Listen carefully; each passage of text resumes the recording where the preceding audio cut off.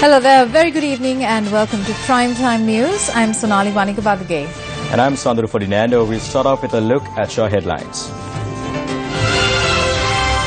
New laws on quarrying and mining sand and its transportation. Former President Rajapaksa appears before Presidential Commission of Inquiry into large-scale corruption and fraud. 3 senior customs officials arrested for obtaining a bribe of 125 million rupees. 9 billion undi saved from reducing construction work on the Colombo Outer Circular Highway. Israel-Palestine tensions mount, 33 dead. On your news tonight, the team of lawyers representing former President Mahinda Rajapaksa stated today that the composition of the Presidential Commission of Inquiry appointed to investigate and inquire into serious acts of fraud, corruption and abuse of power, state resources and privileges was unlawful. This argument was put forward when the investigation over alleged non-payment of money due to the Independent Television Network or ITN for propaganda broadcast of the former president in the run-up to the presidential election was taken up today. An investigation is underway into the incident where a sum of over 200 million rupees is allegedly owed to ITN for propaganda broadcast during the recent presidential elections. Former President Mahinda Rajapaksa was summoned to appear before the Presidential Commission of Inquiry today with regard to the incident. Susil Premajayanta, Kelia Rambukwela and several other persons were also summoned to the commission today. As heavy security was in place at the Bandaranaike Memorial International Conference Hall, where the commission is located, a heated argument broke out as a group tried to enter the premises.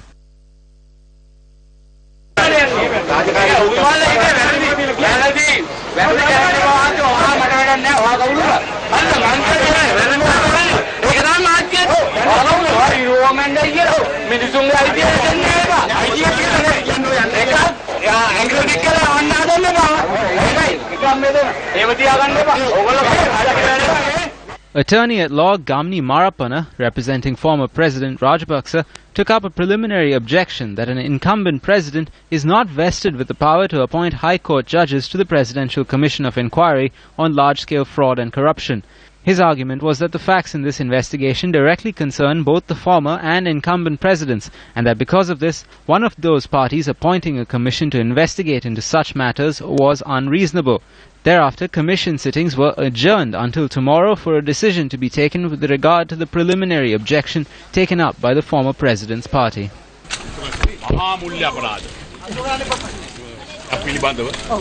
I was told to be present here today over a major financial crime where payments were not made to ITN for advertising. But ITN says that this money has been paid to them by an institution called Media Factory. So this is not something relevant to me, because these people have been chosen by the party. So the party should be held responsible.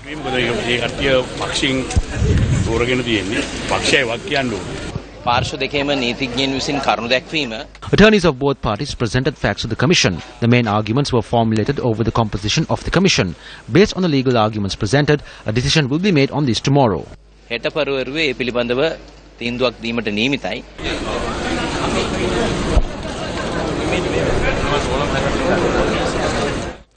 3 customs officials were arrested by the commission to investigate allegations of bribery or corruption for allegedly soliciting a bribe of 125 million rupees. The Director General of the Commission to investigate allegations of bribery or corruption, Dilrukh Das, said that the officials had allegedly demanded a bribe to release a consignment of goods worth 1,500 million rupees by evading duty. The suspects are a Customs Superintendent, a Deputy Customs Superintendent and an Assistant Superintendent. The Commission said that this was the largest bribe in its history. 6 inmates with suspected links to the LTTE, who were amongst those engaged in a fast, have been admitted to the New Magazine Prison Hospital. Our correspondent said that 3 other inmates from the Anuradhapura prison too have been hospitalized. Meanwhile, Commissioner General of Prisons Rohana Pushpakumara said that the other inmates are continuing to engage in the fast. These inmates commenced a fast on Tuesday demanding their release. Justice Minister Vijaydas Rajapaksa visited the New Magazine prison today.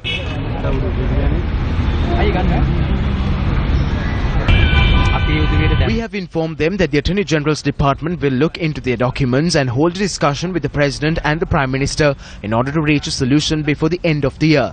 We believe that they would act based on their request. The Ministry of Justice is vested with a greater responsibility in making decisions. However, the Ministry of Prisons needs to look into the welfare of the inmates.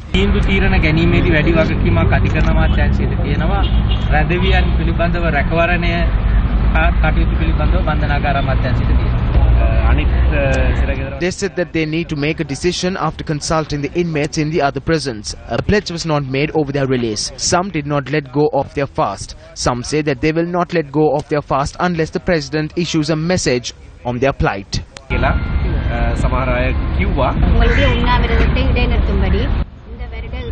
தாங்கள் உங்களுக்கு சரியான ஒரு முடிவை எடுப்பதாக ஆனால் இதுவரைக்கும் அவர்கள் இந்த உண்ணாவிரதத்தை இடைநிறுத்துவதற்கு அவர்கள் ஒத்துழைக்கவில்லை. அவர்கள் கூறியிருக்கின்றார்கள் இவ்வளவு காலம் 20 வருட காலமாக நாங்கள் இதுக்குள்ளே இருக்கின்றோம். இதற்கும் விட நீங்கள் எங்களுடைய விசாரணையை விசாரித்திருந்தால் இதற்கு முதலே நாங்கள் விடுதலை செய்திருப்போம் என்று.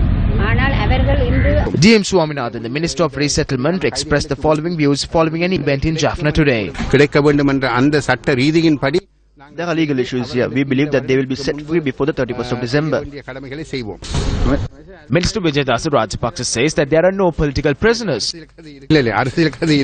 No, there are political prisoners in the country. The minister met with them today.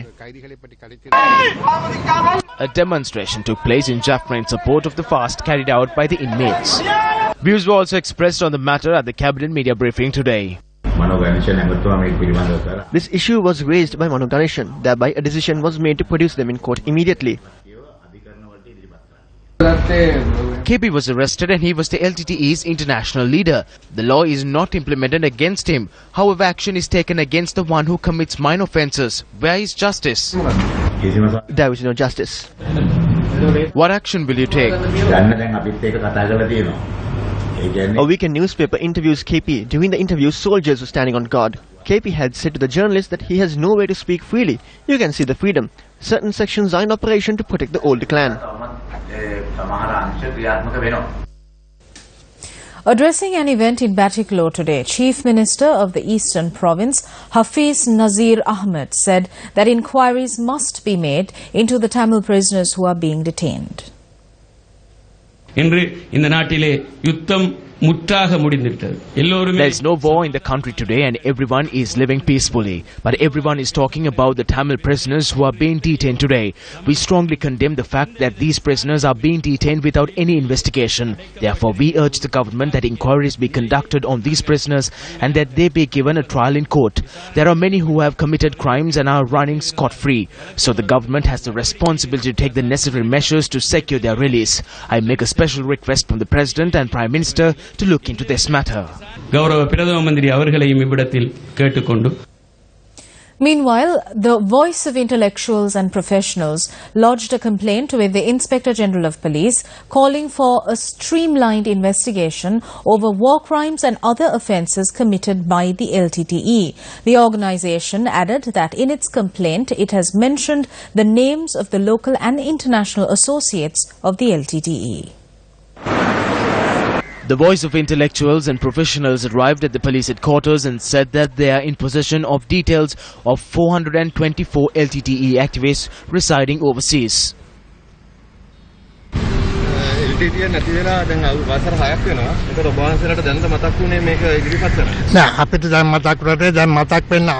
have been given an opportunity to do this. Foreigners have stepped forward through the Human Rights Council to arrive in the country and investigate. We are not prepared to betray the war heroes through these investigations. They later convened a media briefing.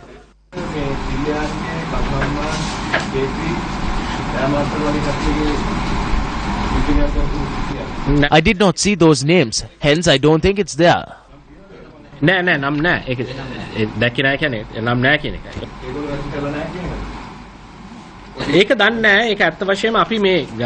used the gazette which was issued by the government. We call for an investigation on the names mentioned on that. United People's Freedom Alliance Puttalam District parliamentarian Sanath Nishantha Pereira has been remanded till tomorrow. Police media spokesperson SP Ruwan Gunasekara said that the arrested parliamentarian had been summoned to the court on the 25th of September on the charges of bombing a police station. The court issued an arrest warrant as the parliamentarian had been evading the court. Parliamentarian Sanath Nishantha handed himself over to the Chilaw Magistrate Court today and was remanded till tomorrow.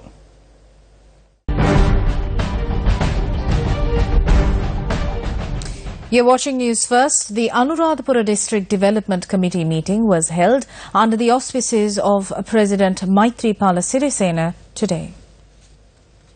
A group of administration officials and political representatives were present at the meeting that was held at the North Central Provincial Council Auditorium. President Sirisena made a pledge to build a two-story building to facilitate the cancer patients at the Anuradhapura General Hospital and clarified on the newly implemented environmental laws.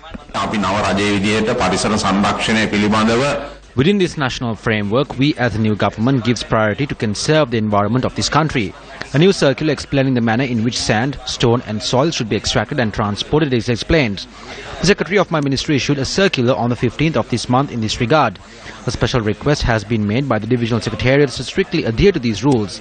However, these regulations cited on the government circular do not apply to a commoner seeking to build a house or a building. Quarrying and sand mining have affected the country's population at large. Therefore, I wish to say that strict action will be taken against those who violate these rules, irrespective of political affiliations. Day 2 of the World Humanitarian Summit Global Consultation got underway in Geneva, Switzerland today. Today's session focused on resilience, partnerships and finance. The Capital Maharaja Organization Limited was invited by the United Nations Office for the Coordination of the Humanitarian Affairs to be represented at the global consultation. Her Royal Highness Princess Sarah Zaid of Jordan, a global maternal and newborn health advocate, addressed a panel discussion on creating modern reliable response arrangements today. Something has gone horribly wrong. Our success should be evidenced by our own redundancy, our unemployment. With all individual needs met, rights upheld, dignity fulfilled, with peace and goodwill between and towards all. Instead, we are overwhelmed, underfunded, targeted, and employed in a booming growth industry. In every sphere and sector, we have to change how we work and with whom we work. Multiple international standards define those rights: emergency obstetric care, essential newborn care, access to contraceptives, and clinical management of rape. And yet these interventions remain amongst the most poorly funded components of humanitarian response. If rights alone fail to persuade us to act as we should, then let us be hard-nosed pragmatists. Our world is confronting huge, almost uncontrollable human disasters. You know the numbers. 100 million people in need of urgent humanitarian assistance, and at least 60 million people forced to flee from their homes or their countries. These are global challenges which demand global responses and solidarity, particularly on Syria now. When we have a winter coming, we feel that very, very strongly. But we have no choice. We do what we can to find political solutions. Sometimes the Security Council does not cooperate, like in the Syria case. But if they don't find these solutions, we have to deal with the human situation as it is, and it's not a pretty picture. The numbers of afflicted people are overwhelming, but let's remember, they are not numbers. I sometimes feel frustration about talking always about numbers. These are men, women and children enduring searing suffering and pain. Humanitarian action is about children, men and women. Victims, refugees and displaced people are people like you and I. They have their individual needs, wishes, dreams. We should listen to their voices and choices. This sounds very obvious, but it is not. Humanitarian organizations have to become more responsive and accountable toward affected populations. Ladies and gentlemen and dear friends, no refugee wants to stay a refugee. No survivor of sexual violence wants to be a victim of rape. And every child in this world, prevented from going to school, wants to return to the classrooms as quickly as possible. Dr. Martin Luther King's famous speech, where he spoke of the mountaintop. He said, "I've been to the mountaintop." What did he mean? Well, he said, "I've been to the mountaintop and I've seen what's possible. I've seen what can happen. I've seen what we can do." And I just got the sense that all of us working together, doing what we're doing, we were on a journey to that mountaintop. And maybe we can't see what's on the other side yet, but we're certainly on our way. We need to initiate action starting today. It's very, very important that each of us understand this. Co-Cabinet spokesperson Minister Dr. Rajitha Senaratne says that the local government elections will be held after the conclusion of the delimitation process. The minister made this revelation while speaking at the media briefing to elaborate on cabinet decisions. We have decided to conduct the local government elections under the new act, which will be on the demarcation process. The second matter is the demarcation process itself. The demarcation has been carried out based on political needs. The present government is not in favour of that. Therefore, it has been decided to redo the demarcation process. We hope to complete this by the end of March. If we fail to meet the deadline, there may be a delay of a month or two.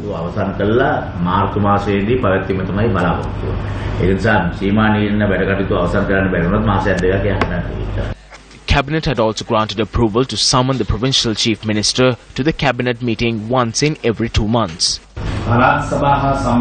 The President proposed to summon the Chief Minister to the Cabinet meeting once in every 2 months to discuss matters pertaining to the provincial councils. Cabinet approved the proposal. The Prime Minister also proposed that the MPs appointed as the committee heads in Parliament also be summoned to the Cabinet meeting once in every 2 months.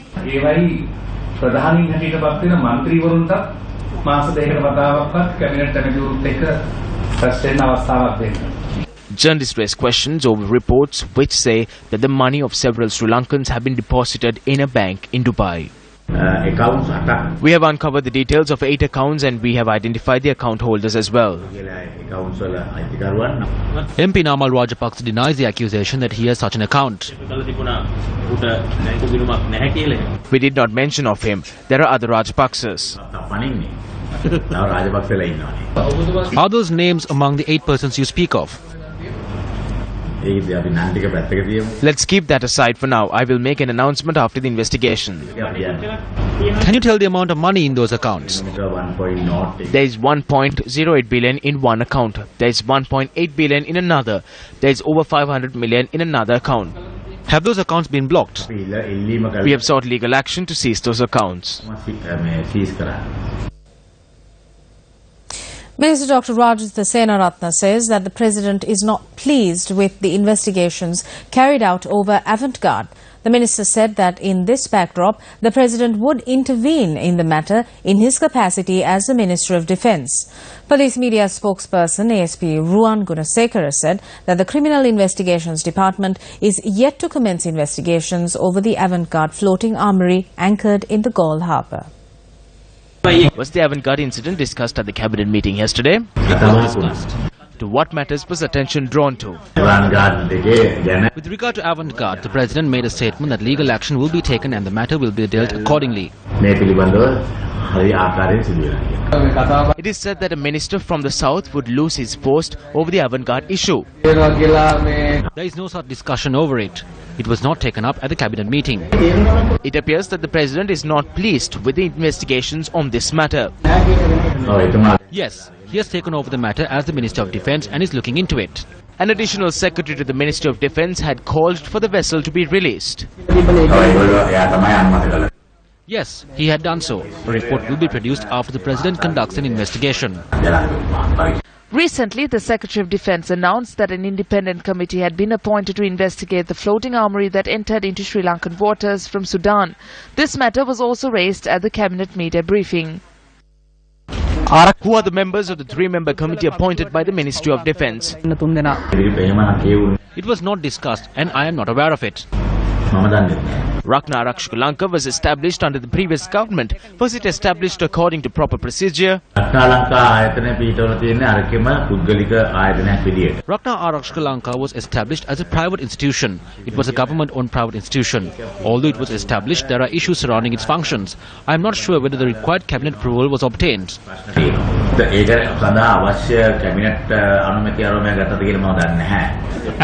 Rakna Arakshaka Lanka operates under the present government. Does it continue to engage in international business? We will look into it and inform you about that.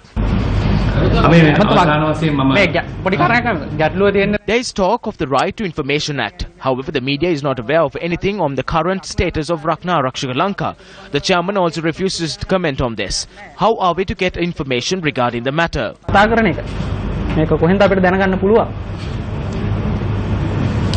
The Right to Information Act will be introduced soon. Are we supposed to wait until this happens? Then all these issues will be resolved. Newsfirst raised this issue with Susil Premajayantha, a cabinet minister of the previous government and a minister under the present government, during the Pathigada program aired this morning on Sirius TV. The arbitrary actions of the previous government led to much controversy, such as Avantgarde and Rakna Arakshaka Lanka. Did you not have any influence to say that you are being misled and they are taking arbitrary decisions? You are an attorney. Why did you not do it? It was through the media that I came to know of the Avantgarde issue and persons involved. I did not agree with the fact that powerful ministers were involved, but I agree of a minister's involvement. An issue such as Avantgarde could have been resolved if you can speak openly like this and discuss the matter. I do not think I can comment on that. You're watching Primetime News, and up next is Action TV.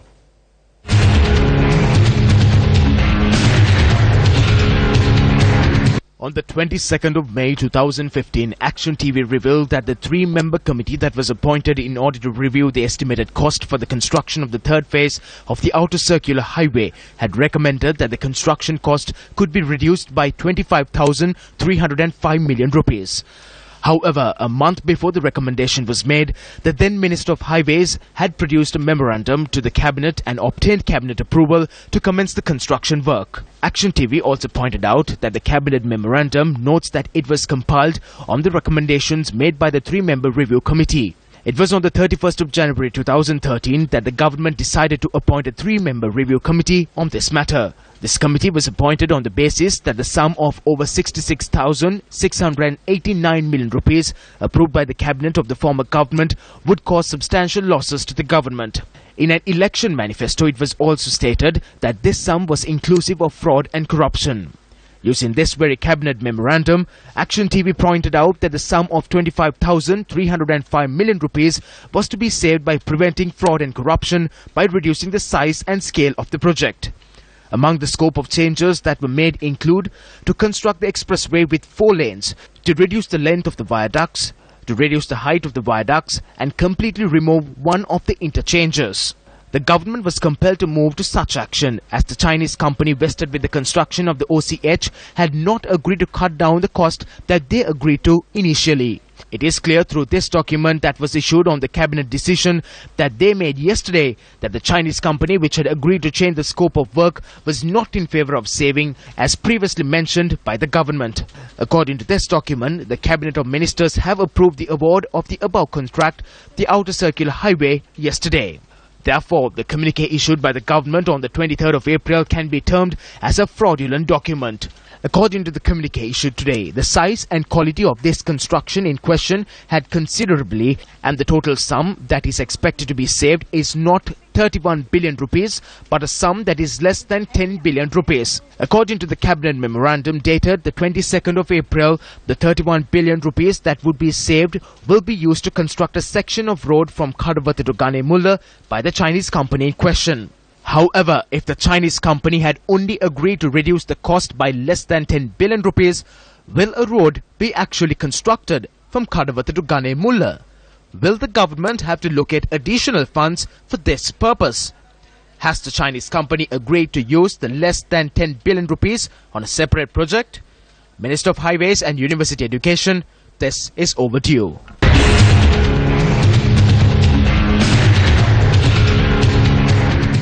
State Minister of International Trade Sujiva Senasinghe says that the government has taken a decision to commence 45 investment zones in the country. He added that measures will also be taken to upgrade the facilities at the existing investment zones. State Minister Sujiva Senasinghe visited the Koggala Investment Promotion Zone and met with the investors to discuss the issues they face. As you are aware, the Mattala Airport and the Hambantota Harbour are projects that do not give us a revenue. However, we need to transform them into projects that will provide us with revenue. We are paying 1,200 billion rupees in loans and interest annually. This is done without earning a revenue. Therefore, we need projects that will provide us with revenue. A separate project has been initiated. We believe that we will receive the GSP Plus concession soon. We hope to reach a free trade agreement with China as well.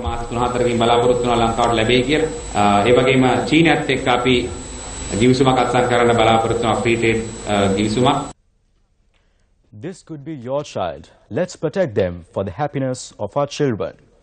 Newsfirst had undertaken an initiative aimed to ensure the protection of children and build them a better future. This island-wide awareness campaign, organized by Newsfirst together with the Ministry of Law and Order and Prison Reform, entered its 10th day today. This could be your child. Let's protect them for the happiness of our children.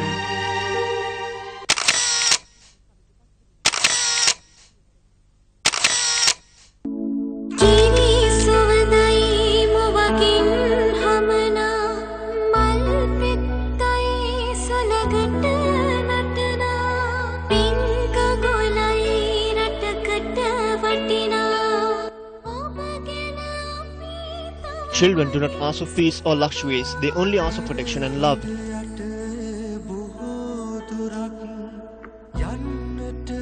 The campaign for the happiness of our children, travelling across the nation, urging the masses to protect and love children, reached Dambulla today.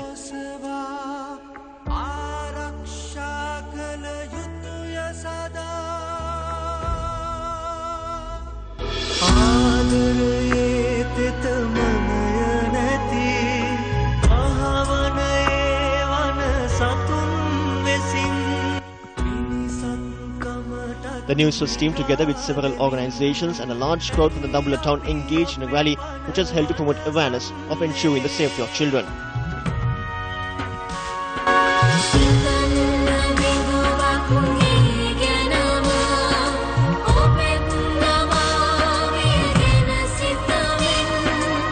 This is an incredible task undertaken to educate parents in the villages on child protection. Those offenders should be punished and should be brought to a state where they are rejected by the society.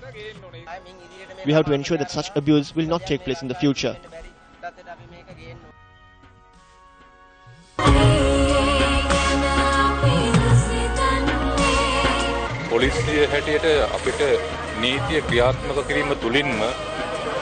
As police officers, we cannot protect the children by only abiding by the law. If children are protected from their homes, then we can create a secure child for the nation.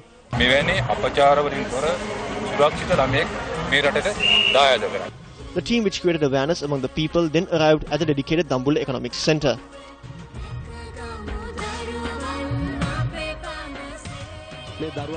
Sivaza, as a media, took the step to telecast the abuses that the children face. We too joined with them on this journey.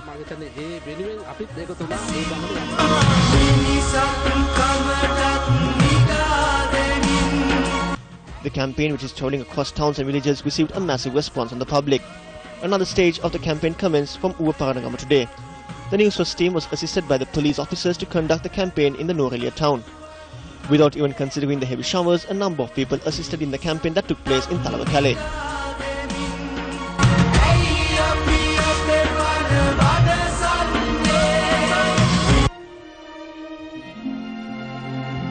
This could be your child.